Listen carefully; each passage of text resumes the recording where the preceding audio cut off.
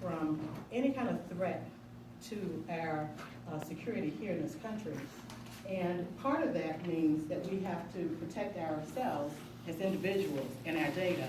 And we're now more than ever a data-driven society, data-driven economy, and so we need to ensure that as we continue to progress, that we have all of the connections that we need to have made from the most entry level or pre-K all the way up to retirement age in terms of individuals being fully equipped to meet the demands of the technology in the world today.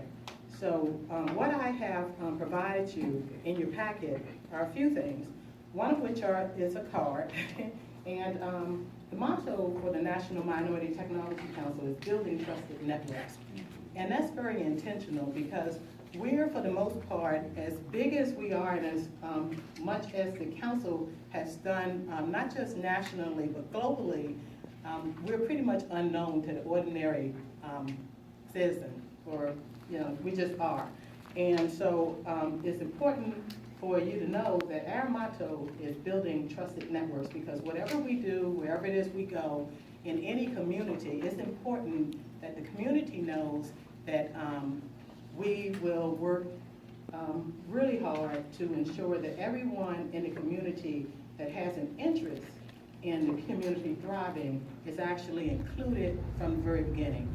So for that reason, I just want to call that out to your attention. And on the other side, of course, is my contact information, along with how it is you're able to reach me. The next document that's in your packet is truly just a draft, a very rough draft of an MOU that we have been working on with the committee, as Mr. Vernon and Ms. Tisdale indicated earlier. I'm not going to go over it in specific details because obviously we would be here all night. I just want to make sure you have a background of what's in the packet so that when you get into the open discussion of your working session, you'll know what it is that you have here in front of you.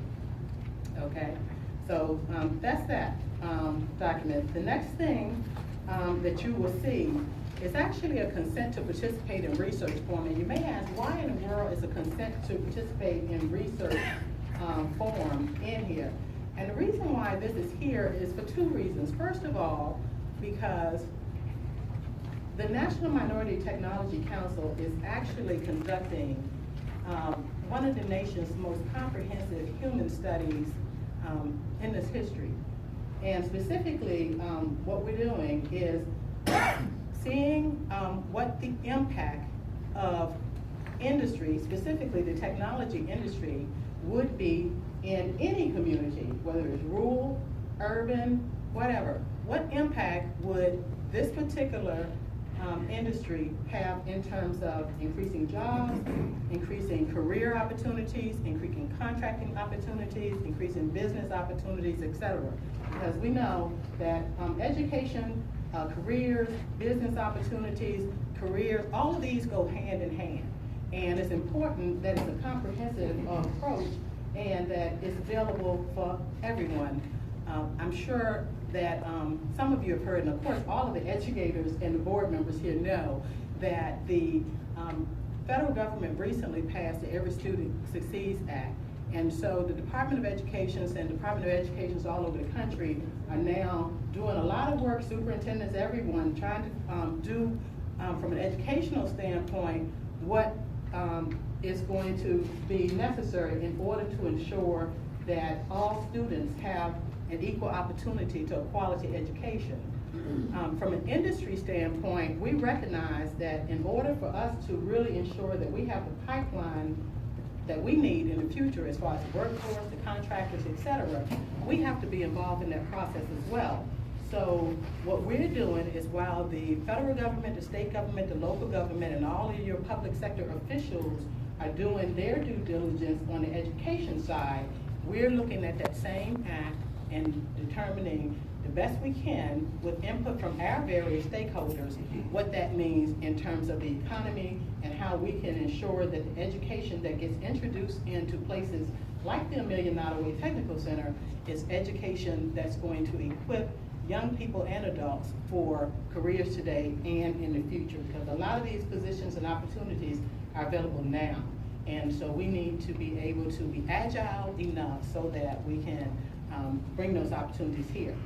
The next thing that you have, and I'll pick up the pace, is this framework. This is the STEM-CTE framework. This is our algorithm for how we get done what we do. This is pretty much a formula, and it's kind of like the brain. There's lots of different components to it, lots of different segments. And so, as you can see, we have the involvement of everyone from universities to K-12 to faith-based organizations to businesses, et cetera, and so on. And you can look at that. Following that, you should have this ICT Summer Explorer STEM Inspired Institute. The Joint Board has previously seen this because this actually reports on the results from a pilot information communication technology initiative that we did here at the center this summer in collaboration with one of our higher education partners, Virginia Union University, because, and Ms. Malvon, raise your hand. Hello. Ms. Malvon, for those of you who do not know, is the chairperson of the Computer Information Systems / Cybersecurity Department at Virginia Union University, and it is one of the only cybersecurity programs on the East Coast. And so fortunately for us, it's barely an hour of the highway. So we were able to collaborate with Virginia Union, and we're hoping that that will be something that the Amelia-Nottoway Center, as we consider how we can work together, will benefit from further. The little chart afterwards was just a schedule that the students who participated in the summer program followed. Due to limited resources and time and all of that, it was a 4-day institute for a group of up to 25 students each of the 4 days, and they had a wonderful hands-on experience. We redesigned the classroom that's at the end of this hallway to have it simulate an actual data center in a business. So the students, instead of coming into a classroom, they actually came into a corporate business technology center for the days they were down there, which were 3, and then on the last day of the 4, we had them at Virginia Union University, where they were in a college lab doing hands-on cybersecurity exercises. And then of course the part that I think the students really was high on was the part when they got to go to the cafeteria and eat the food there. I included this case study from Norfolk State University simply because, again, anytime you're endeavoring into something new territories, it's like, how do we know that this is the right thing to us? What have you done before? And I just want to say, some years ago, the National Minority Technology Council did a pilot, actually at Norfolk State University, and the person who was president at the university at the time wanted and needed something different in order to really get the university to a different level. The result of it was this building on the front. This was one of 2 buildings. There's actually a second building that is still to be built. But this is a RISE Center, this is a data center, it's a technology center. All of the resources that the local government, the university, and others brought to bear, along with the National Minority Technology Council, not only put this building up and have lots of jobs, obviously operating out of it, students are benefiting. Quiet as it's kept, there's actually submarine cable that runs from this building to the west coast of Africa. So there's a whole plethora of opportunities that are yet to be realized because of that technology. Now, the last couple of things that's in your packet, one of which is a little bit of an announcement.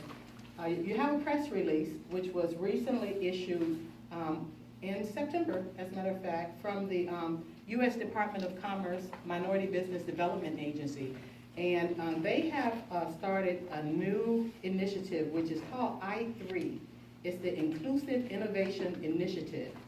And basically, you'll be able to read about it for yourself, but what I will point out to you, which you'll see on the following page, is that the National Minority Technology Council is one of a very small group of innovation stakeholders that the federal government has recognized as instrumental in this educational, business development, employment opportunity. So you'll see us there along with the National Science Foundation, Association of Public and Land-Grant Universities, and so forth. So that's the information for you. And then because you're like perhaps wanting to know who are the people behind this organization, well, there's actually a whole team of people.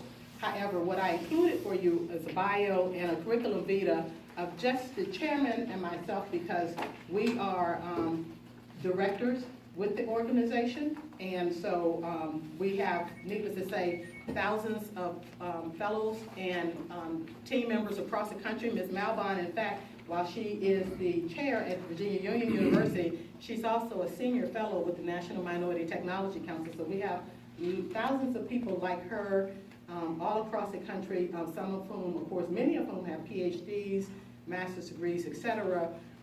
Of course, because we're talking about career and technical education, a lot of them are just highly certified individuals. We have millionaires and multimillionaires who didn't step foot on a college campus ever. However, they are highly certified.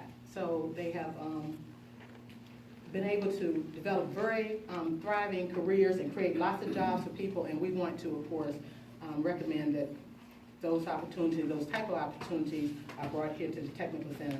And then finally, just a little informational article.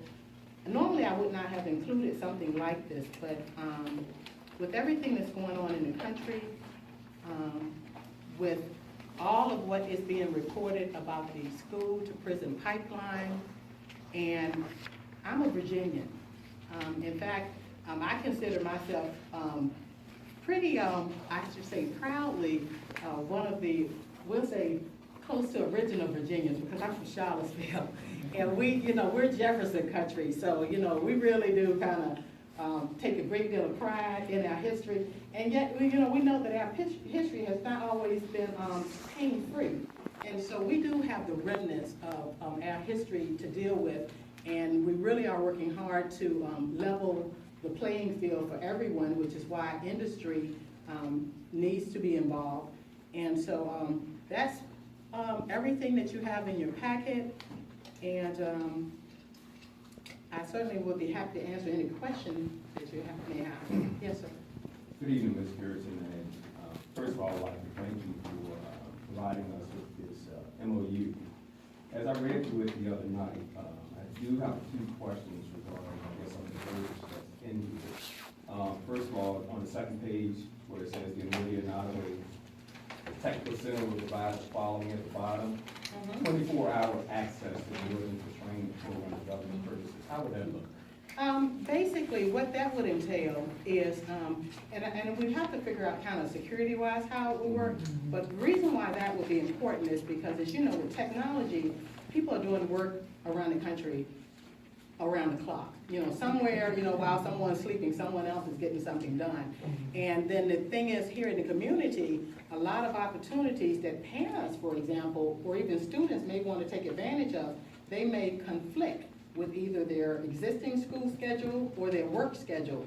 So we want to at least begin the dialogue such that the board, that you all would consider access that would allow the type of connections to the world past our Eastern time zone to be factored into what could get done here. Okay. And then the last bullet in that section, monthly, there's a blank technical assistance fee. Did you project how much that would cost? I wish I could, and the only reason why I am not able to is because we haven't done the next level of stakeholder assessment. And so we haven't, as of yet, for example, figured out what parents in the community would really have an interest, not only for themselves, but for their students, and then what resources would be required. I would say that much like, say the DOE does like little planning grants when they're getting ready to open up a governor's school, I would think of technical assistance, something like that. What is that minimum amount that we could agree to that could be paid monthly, so that the technical assistance that would be necessary in order to get this to a point of implementation could happen.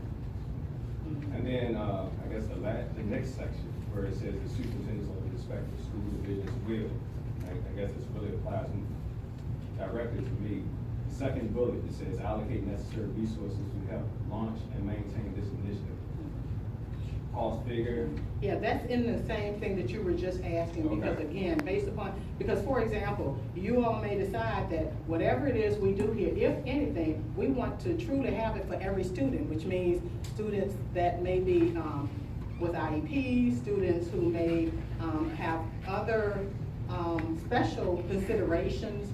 And so without really knowing who you're wanting to touch in, say, phase 1 to phase N, it's really hard to say, but it would be, all I can tell you is that just like what we did with the summer, it would be the smallest amount possible that the county would invest from the school side, and then it very well may be that because this also involves jobs, that your county board of supervisors may have an interest in contributing in some small way.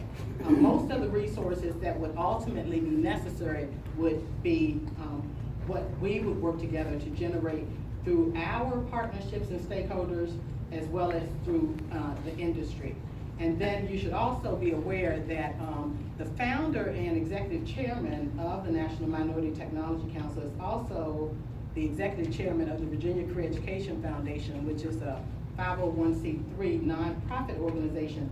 And Mr. Vernon, of course, is the president of the Virginia Association for Career and Technical Education Administrators. So between those organizations as well, for the first time in history, the Career Education Foundation will be able to be leveraged as a resource, I'll say tool, for this initiative because of its direct relation to CTE and the fact that it's in Virginia. I wanted to add that, I mean, Dr. Berry was here, that Amelia provided buses and provided breakfast and lunch. Yes. And in other words, it wasn't a lot of outlay money, it was, you know, using things she had. I think, one more question. Is there a certain number of students that you need in order to make this program work? Is there like a floor to ceiling range?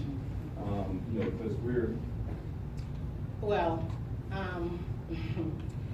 what I would say is that right now, the way the center is, of course, the resources here are limited in terms of the number of machines, okay? So that actually dictated what the offering were for the pilot this summer, more than anything else. And so you all have a wonderful space here. And depending upon what space you actually wanted to make available, how it could be equipped, we would want to have a space where state-of-the-art technology is a part of it, which means our industry partners like Brocade and others would be planting equipment in. So the number of students would be a function of what resources we would have available, as well as the time, which of course is a resource that would be made available for programs to actually operate. As far as actual ratios is concerned, if that would be helpful, I would say that generally speaking, we recommend kind of a 1 to 15, 20 max kind of ratio. However, because of the virtual nature of some components of it, obviously there could be larger exposure. So, if I may, Ms. Cureton, Dr. Berry, is that when you're talking about the student number counts, of course, it will fall under DOE with CTE, so we'll follow their guidelines, would be 20 max. As a full-time instructor, we will definitely try to recruit 20 from Amelia, 20 from Nottoway. And if it's first come, first served, kids qualify, whether it's 10 and 10 in the morning, 10 and 10 afternoon time, or all Amelia students, 20 in the morning, all Nottoway, 20 afternoon time. I think it's great, it'll do us a great, service that we can combine the kids versus separate them. So we will go out and recruit the students for that. Also, to what Ms. Cureton was saying, we will, hold a meeting so that we can bring it back forward in the joint board, the tech center, to hammer a lot of the questions that Dr. Berry was just bringing up. That, matter of fact, me and Ms. Tisdale talked around about 5 o'clock this afternoon, some of the same issues. Like I said, this is a draft, and some of the same questions Dr. Berry had tonight, me and Ms. Tisdale had as well. And we'll meet as a committee, Mr. Horn and some others, and to hammer some of these questions out.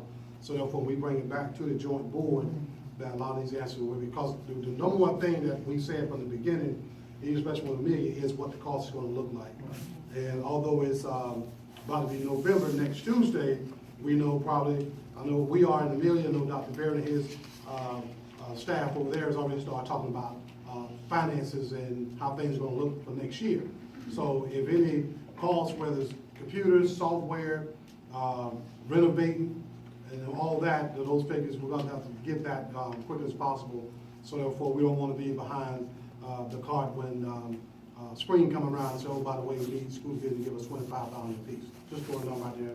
It's not nothing set in stone, but it's not fair to come in that point and asking. So we're hoping that we can make some serious headways in this next meeting we'll have, so we get a joint board. So both superintendents and both school boards will know what the financial implication will be to sustain and move forward, to keep the growth that we established over summer with those students there, with some dealing with cybersecurity along those lines, so that we get you guys some hard numbers as we move forward. That was the goal last year, to roll out a full-time program next year. I knew that the question that came from the joint board as well as from our school board was the bottom line. Even when we had the board of supervisors here, they want to know what the cost. So, and Dr. Beard, you asked a valid question. So it makes us that we have to go and get that cost and bring that back to you guys. So therefore, we can see if it's feasible or not. If it is, we move forward. If not, then we can, look at other options. Because I think that we're here to explore all options. This is just one. And I know dealing with the National Minority Technology Councils, this can, if it takes off, we have 4 or 5 programs under this umbrella. That's how it's been discussed. So it's not just tied just to cybersecurity or just one program. There are other fires in the cold, but we need to get something started here. And we want to make sure we're able to find those financial resources, as well as some of our industry partners as well, and see what they're going to be able to give us, and as we move forward and prepare for the next step, as we continue to strengthen this partnership between the Tech Center and with the Minority Council. I appreciate all that, and I think that one thing I would highly recommend that you consider, when you all originally voted to have a committee involved, I think that decision the board made for 2 reasons. One of which, it probably was a kind of a recommendation from the council, as well as based upon past experience of the educators and others at the table. Now that we've had some months to have this committee in place, and keep in mind, I said to you early on, the National Minority Technology Council is engaged in an ongoing research project.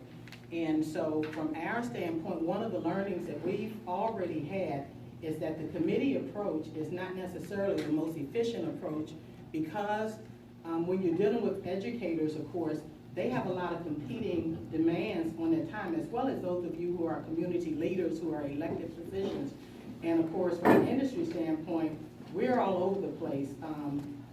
So I think that if we continue to move forward from a committee standpoint, we certainly would need to have the benefit of the superintendent's involvement, because of the fact that there could be budget ramifications. And I think that if you want to keep things moving at a pace that pretty much can ensure implementation on a certain time frame, you want to contract the amount of time between work getting done in a small group and something coming before you that may not or may be feasible. I made the motion for the committee, and then you moved, and both superintendents were on the committee. Jim was on it, I was on it, Mr. Horn was on it, who else?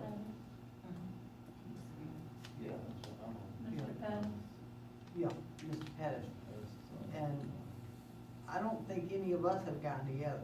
So I think that what would be helpful, again, because we're not wanting to burden your administrators down here, so I think that if someone would be, I would just say, so kind as to provide me then with the contact information of everyone who's on it, then what we'll do from the council standpoint, we'll take the initiative to make sure that meeting announcements and those type of things happen, because I think it is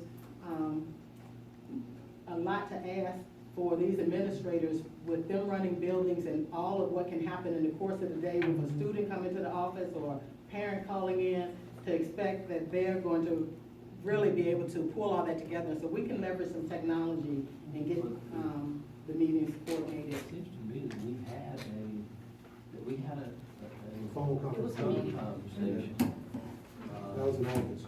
Yes. Back in August, several of us, It pretty much what it was. I was with Mr. Horn, the city, and myself, Carl, and also Mark was on. And that was when we, of course, provided the framework for the MOU, and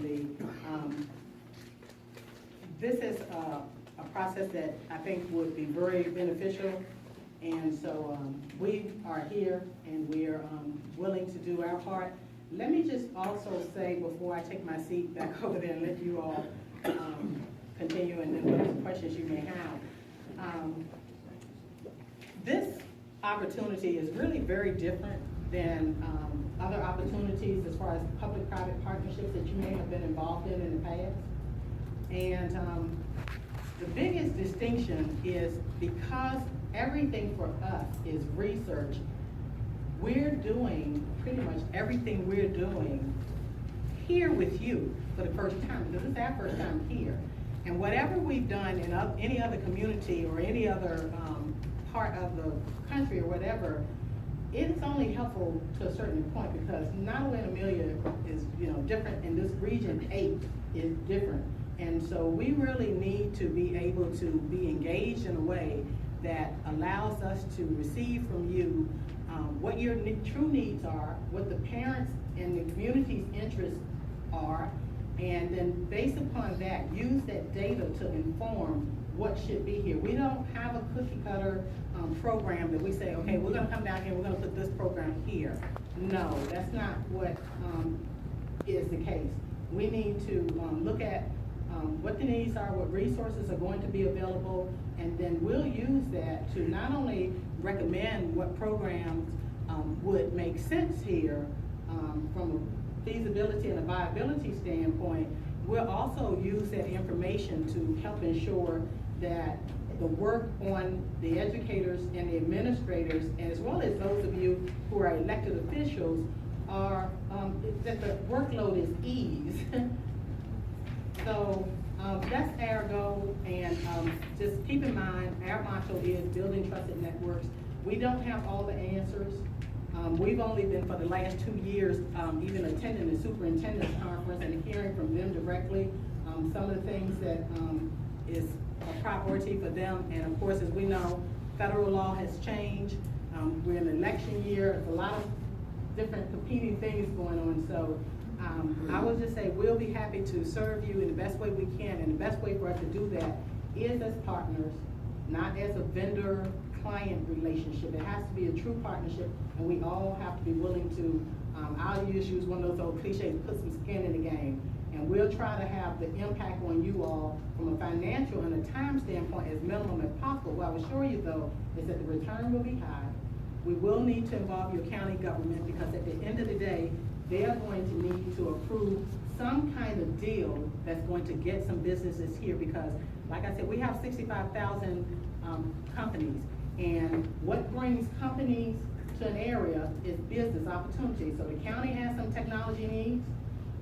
I have understood from what I've heard just in talking to people in the community, as well as people here at the center, that there are pockets of the community where technology is limited, broadband is not, so there's needs that the county has that are contracting needs, and we can service those needs, and in the process of doing that, we can create jobs and opportunities for our students and for the families. So, thank you.